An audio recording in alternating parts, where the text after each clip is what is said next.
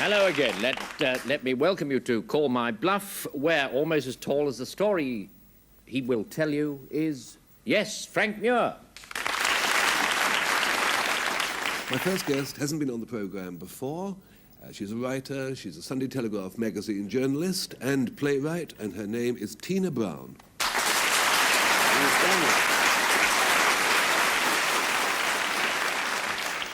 My second guest has been on before. He's a musician, Andre Previn.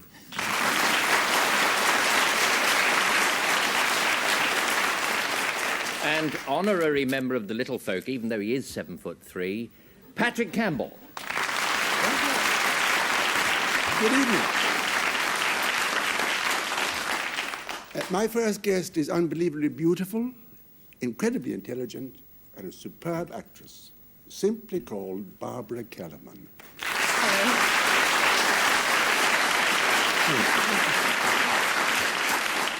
And to my other guest, all those adjectives can be applied, including beauty. He's called Tom Conti.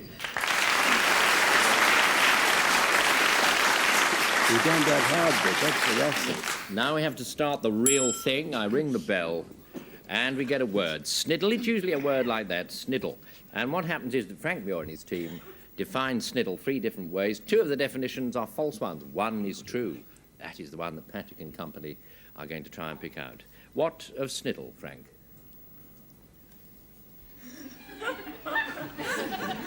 I'll tell you what we'll do.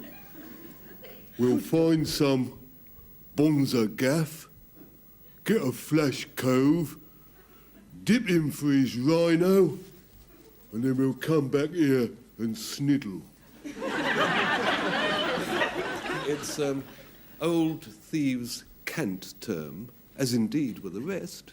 Sniddle means the divvy up, means to divvy up after the burglary or the robbery. I think we'll play that bit at the end again by popular request, I should think. Slow motion replay. Andre, your turn. Well, it should be fairly simple. This is a nation of cheese lovers, and sniddle is, in fact, the floor covering in any cheese room.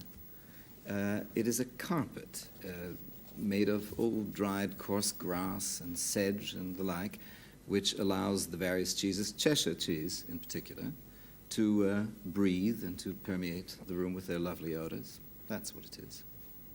Right, so it's Tina Brown's turn now.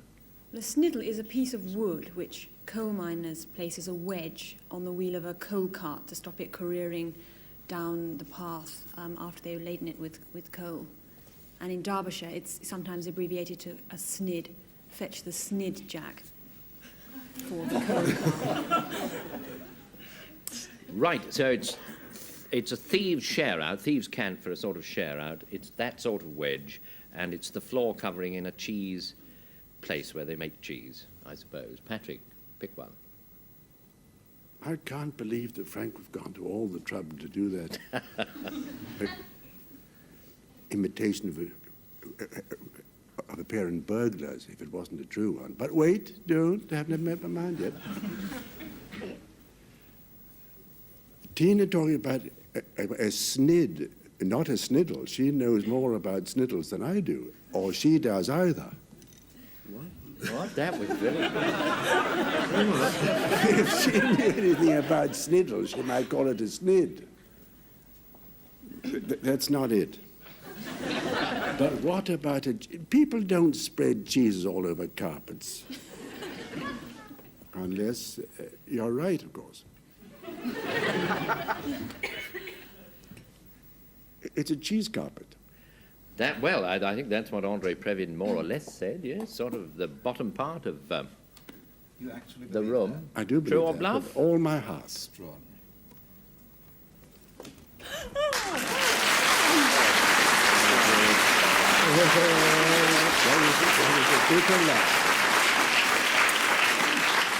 It is indeed what they cover the floor of a cheese house with. Did my nut for nothing. Yes. You've still got time, Frank. We can have it again. Agrom is the next one, and Patrick's going to tell us about that. Agram is a kind of military command, very, very old military command. It's Agram. The Battle of Crécy, Agincourt, that kind of thing. Because if you're going to Agram, you're going to go down on one knee, kind of half kneeling down, because you've got the archers behind you after you've done your little bit of archery. You want to Agram in order to prevent you getting pierced by your archers behind you. Stands to reason. Whoever won the Battle of Crécy and Agincourt, kind of double event, employed this method. That's all. Yeah, right, yes. Tried and trusted. Yes, Tom Conti's turn now. Yes, well, agram is a disorder of the alimentary canal, which troubled Indians living in Bengal. They kept falling in it. But once they'd covered it up, they discovered it wasn't a kind of disease. No, it's a dreadful bellyache, and it does awful things to the tongue. It gives your tongue the appearance of a brandy snap, pitted with brown craters. You can fill it with cream and jam if you like, but that's really what it is. It's a bad disorder of the alimentary canal. Right now, Barbara, your turn. Agrom is a herb once cultivated by the royal vineyards of ancient Egypt. And the dried leaves of agrum produce a kind of yeast which is used in the fermentation of wine, destined for the cellars of such potentates as Cleopatra and the Ptolemies. Yes, well, it's an herb. It's a disorder of the alimentary canal, not this time of sheep, but of Indians. And it's you crouch down on one knee, so let the archers fire over the top of you, should you ever find yourselves in that situation. Frank, your turn. Yes. It's sort of utterly transparent, but I'll have to play with it for a bit, just to give the illusions, just to give a bit of suspense. Yeah. Oh, God. It's a pitted tongue. It's so revolting. I really don't know. Think of all the curry lodging in it. And I don't honestly think we can stomach that. Ancient herbs for Egyptian wine. You can't call out. Agrum, front leg, by the left. Agrum. Oh, you sure can. Come on, Paddy, let's try you. You're choosing the command. Yes, it was... no, it was crouch on one knee, wasn't it? Yes. Yeah, that's right, yes. True or bluff. It must have been. It must have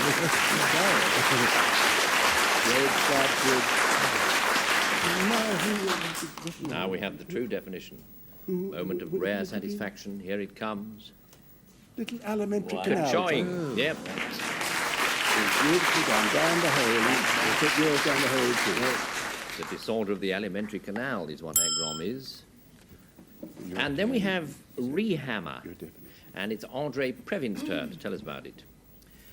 Well, suppose, right? Suppose you were to hang a picture or something decorative on the wall, and you took a hammer and a nail and you hammered away, and you got through, or so you think, and you step back and you see that you have not actually hammered the thing in enough.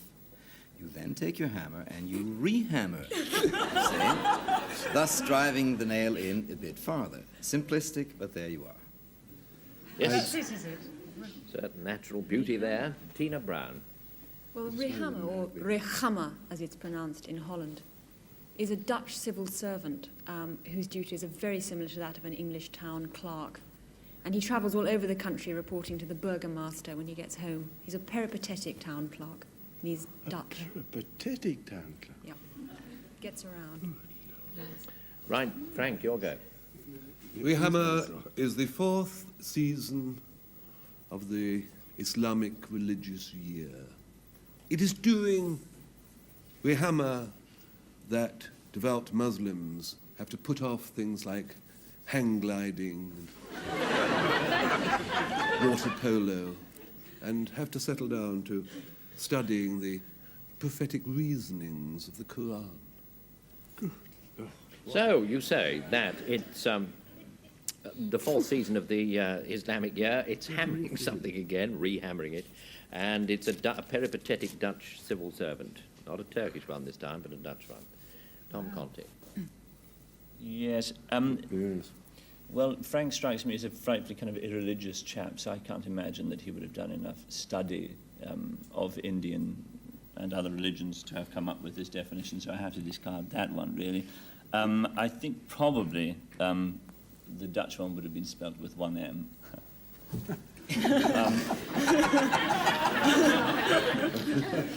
But I think that anyone who has the gall, really, to come up with the definition that Andre Previn came up with deserves a point. So I'll go for the rehammering. You choose the one. It was indeed Andre Previn who Quick, said don't that. give him a chance to change his mind. Really? It's True or extraordinary. bluff, was it? I mean, conductors have to have gall. It's unbelievable.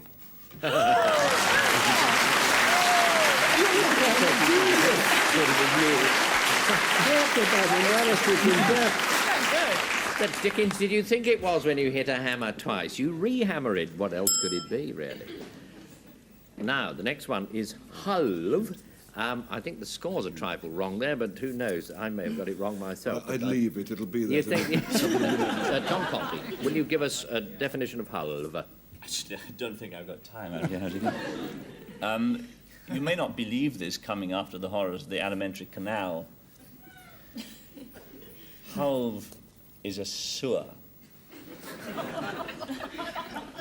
It's the main sewer, not just any old sewer, it's the big one. It used to even run down the middle of the road. It doesn't now. But it's the main sewer that can all the little tributaries put all into the main one, and it all goes down to the sea for the benefit of bathers, surf riders, that sort of thing. It's a sewer. Right, now it's Barbara Kellerman's turn. Well, it was the chief burial ground in Dundee, and it was the garden of a Franciscan friary. And it's been long since deconsecrated. It's probably now, in fact, it is now a car park. And the word lives on in the Scots vernacular as a place of contemplation, a thinking man's retreat. Car park. Yes, yes. Well, not a car park, a thinking man's retreat. Ideal for picnics. Right, Patrick. A hulva is an old Dorsetshire fisherman's word for stake. A stake. In order to dry their nets and to mend the holes in them, they put a load of stakes around the beach.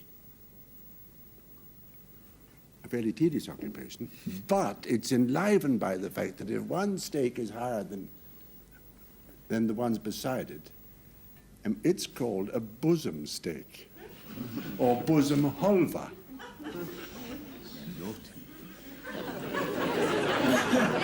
It's a burial ground in Dundee, now deconsecrated. It's a sewer, and it's a stake on which you hang your nets in Dorset, if nets you have. Andre. I discount yours, Paddy, because surely it would, it would be two stakes that would be called bosom stakes, wouldn't it? I mean, it doesn't make any sense. One higher than the other.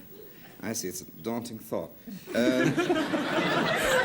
Then I get confused. There was something about people being buried in a car park. That was yours, was it? No, it's now used as a car Now park. used it as was a car consecrated park. ground. Yes. I see. I tell you what, though. The main sewer is too close to the alimentary canal, and I don't think they'd give you two more or less alimentary canals in a row. I go for the contemplative car park myself, Brian. Yes, the place she spoke of. Yes, Barbara, it was you. True or not? She looks pretty well pleased, you know.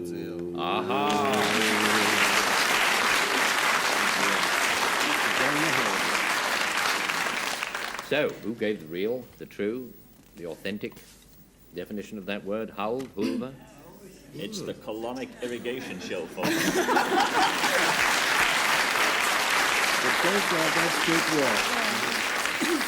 He spoke of the sewer, and it was true, every word he said. Agrestein, that looks nice and interesting. Tina Brown's turn. Well, if your falcon or hawk gets a dose of agrestine, I would strongly advise you to call your local bird doctor. because it's a really filthy disease of the tail feathers. They How drop out. filthy. They just turn rusty and mouldy and fall off one by one, to the intense dismay of the falcon concerned. Right, now, Frank, follow that. There used to be a lot more of this about than there is now, funnily enough. Quite a lot of it's got, you get a bit of it in, I suppose, in the Middle East with people with cameras. But you used to get a hell of a lot more of it, medieval times particularly. And agrostine is the look you get from somebody with an evil eye. You're going to get one now, Peter. You don't care to say more, Frank? No, you're probably well advised. Andre. No, agrostine is a collective name for small marbles or beads made of primitive glass. And they're found by archaeologists who go rooting around Denmark and other Scandinavian countries, although some of them have been found in Schleswig-Holstein. Although, of course, people are a bit baffled by when the earliest of these artifacts were found. It has been guessed that they go back as far as the Phoenicians. So it's an evil look. It's these ancient beads that you find in Denmark, sometimes in Schleswig-Holstein, and it's a disease of hawks. Their back feathers. Well, it's are all your irrelevant. fault, not mine. Your pick. Come on, it's anybody's game. It's a 2-to-1 chance. Disease of the tail feathers. I don't see tail in the word. Yes, well, no. It sounds improbable to me. I don't know. A look from the evil eye, that's almost too easy in a way. Agrostine eye, I don't know.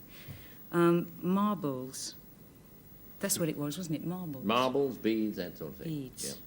I think I'm going to go, because it's so obvious. Look from the evil eye. Look from the evil eye. Frank. Frank, you said that, didn't you? Own up. Oh dear. You tease, were you Oh, teasing? no. Yes, he was!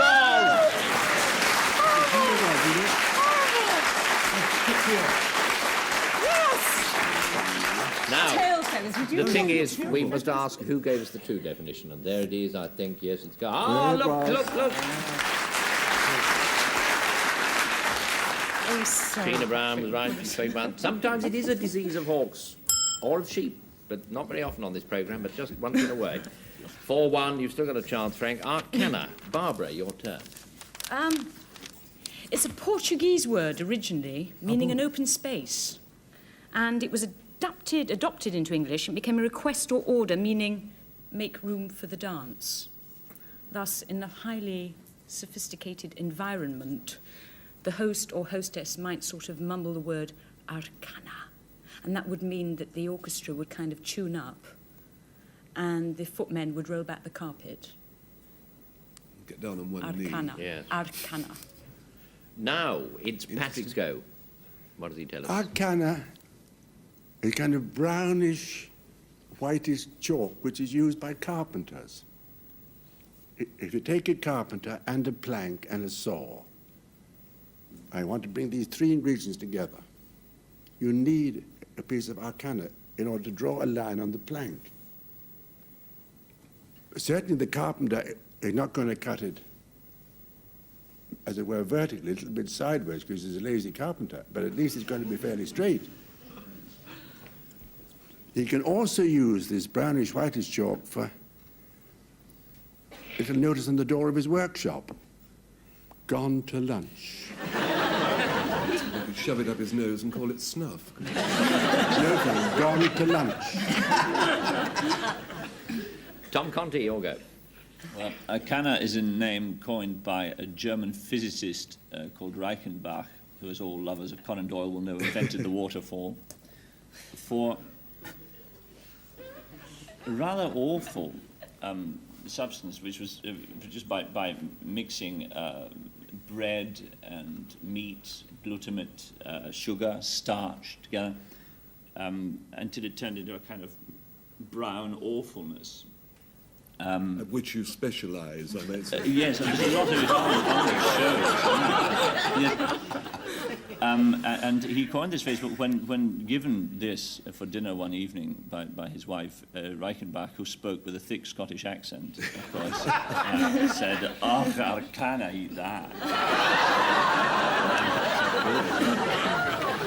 And then he called the delicacy mid-bag. Frank, you better look to your laurels if he keeps on like that. Anyway, it's brown chalk used by carpenters. It's sort of cooked nasty, and it's a word meaning please make room, we'll have a dance now. Tina, your turn. But you... Well, they all seem as lunatic as each other, really. I'm pretty hard-pressed. I don't think I'm going to pander to Tom Conti's excremental obsession any longer. I think he's talking nonsense. I think it's between Paddy or you. I don't believe in your workman who's got this piece of chalk at all. I don't think that's it. I think it might have to be the Portuguese way of saying clear the room for a tango, but I don't really think it is. But Room for a dance. You're going to choose that, are but you? I'm going to choose that. Yeah. Yes, I'm gonna good. pop That was Barbara Kellerman. True or bluff? Don't do it again. No.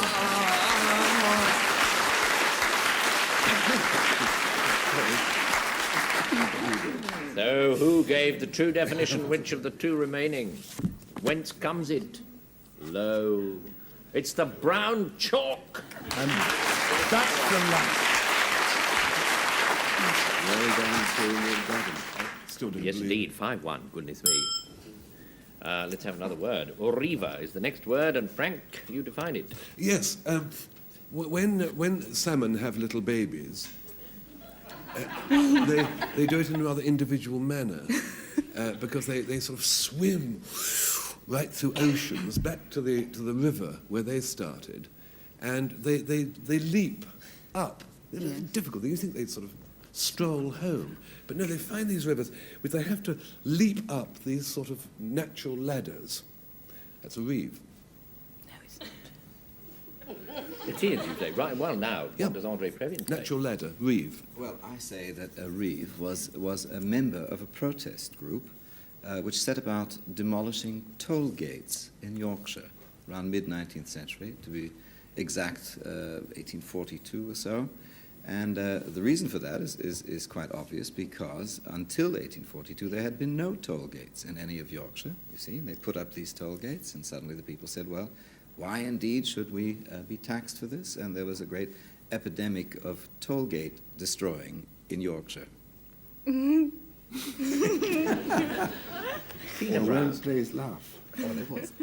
Well, a reaver is a kind of toothless garden fork which sweeps the floor of a cider press free of apples, pulped apples, in fact. It's very useful when you've been pulping apples to sweep them up afterwards. You don't leave them hanging about, do you? Not quite, get in the way. Toothless garden. Be up to your knees in them before you knew. It's a demolisher of toll gates, then, in Yorkshire. It's a broom or fork or that for sweeping up the apple bits. And it's a ladder for fish to get up. Patrick. I probably know more about the 18th and 19th history of Yorkshire than anyone else in the whole world. Well, then it's an obvious choice, isn't it? So therefore, they didn't have toll gates then. And even if they had them, they wouldn't have called themselves reavers if they were trying to get rid of them.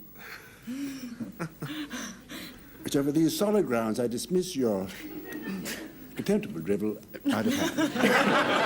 On the next one. We do Brush your- underestimate Paddy, don't Yes. Brush around with a brushless brush and a toothless rake.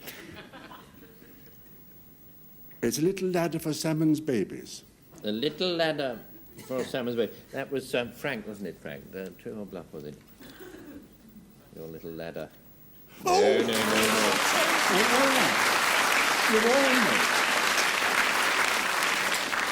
Ladder for fish, they can do it without any assistance. Who gave the true definition? Yes. It was yours. You're right, yes. If you told me louder, you're The ladder, not the ladder, the thingy for brushing up apple cores and apple pulp. And the next one is Muffy, and Patrick defines Muffy for us. I blush a little when we're talking about Muffins, but actually it's a clean sporting game, really.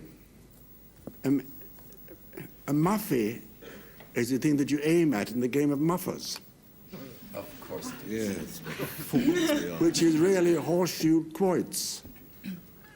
If you stick a lump of iron in the ground and you hurl a horseshoe at it with the intention of encircling the muffy, that's what the muffy is called. You can say, I've muffied.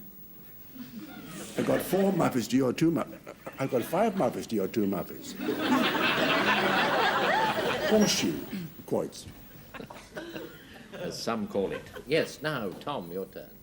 Well, muffy is, of course, a Scottish word, which means banking up the fire.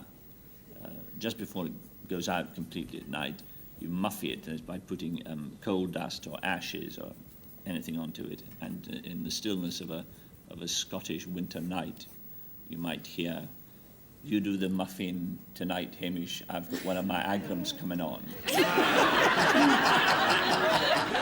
Bank up the fire. He works hard, this lad. Right, Barbara. For this month. Muffy is an adjective, and it means resembling, well, it resembles a lady's muff or hand warmer.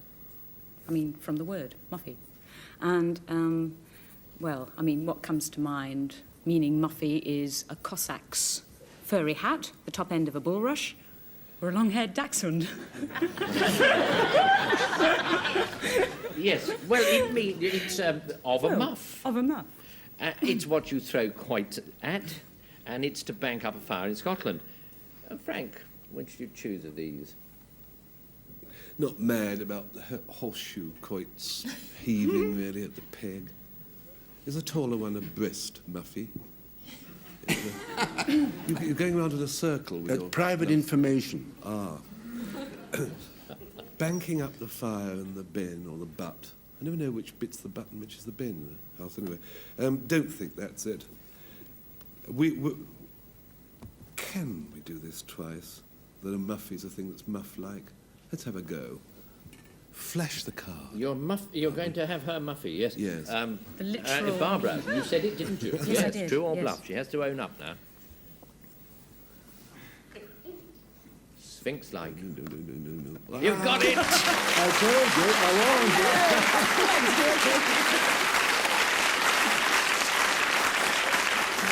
told you, I saw you haver an old Scottish word itself, Frank, there, but you couldn't have 2 that were of or genitives in the same. Well, rehammer was a Rehammer and muffy, yes. yes. It's a bit of a dodgy choice. Yeah, proves you can though, doesn't it? There you are.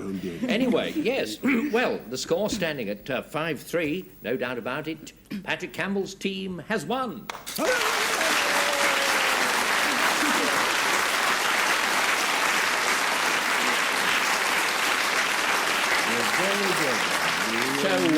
we shall be paying another visit to the Madame Tussaud of the English language next week. Till then, goodbye from Andre Previn,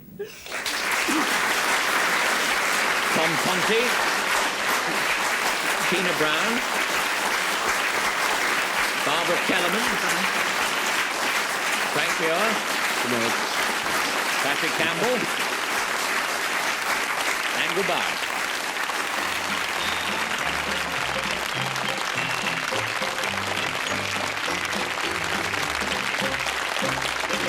Thank you.